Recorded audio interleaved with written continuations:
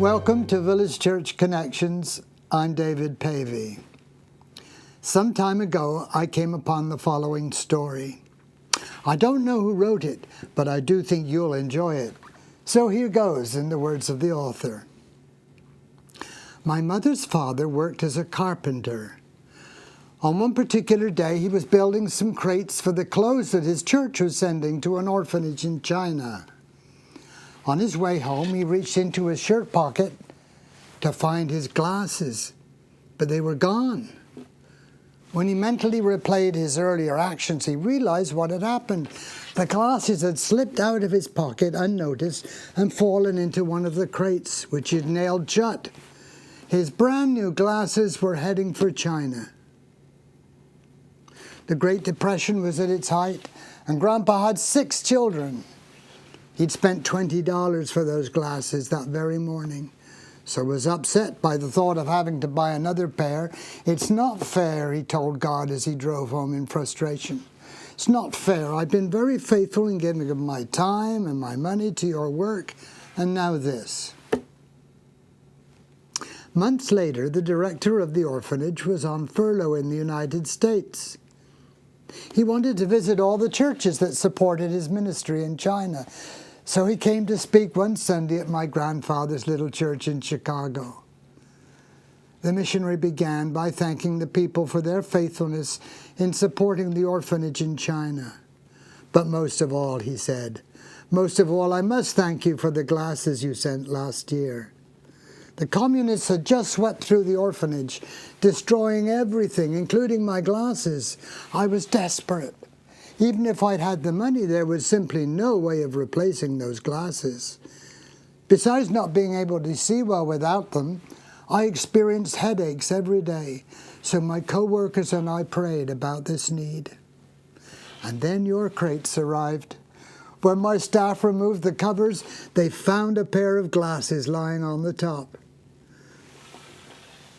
The missionary paused long enough to let his words sink in. Then, still gripped with the wonder of it all, he continued, folks, when I tried on those glasses, it was as though they had been custom made just for me. Thank you for being a part of that. There were no glasses on their list of items to be sent overseas. But sitting quietly in the back, with a tear in his eye, an ordinary carpenter realized that the master carpenter had used him in an extraordinary way. Well, that's the story. I believe God does things like that. It made me think of a Bible story, which some might write off as coincidence, but I believe is more evidence of God's sovereignty. The king of Syria had ordered his 32 chariot commanders, who were opposing Israel, not to fight with anyone except the evil king, Ahab.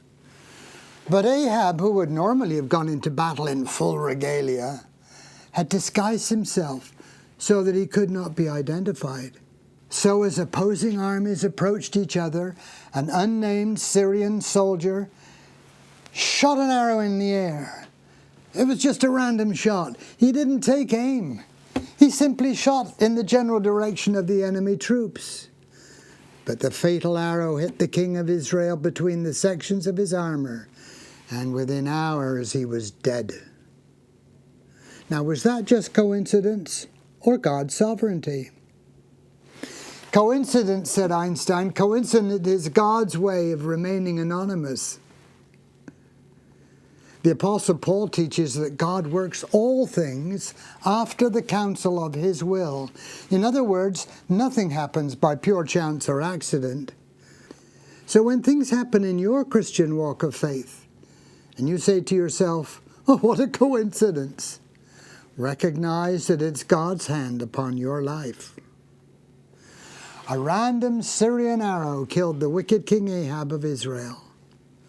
Look for evidence of God's sovereignty in your circumstances today. And thank you for tuning in once again to Village Church Connections.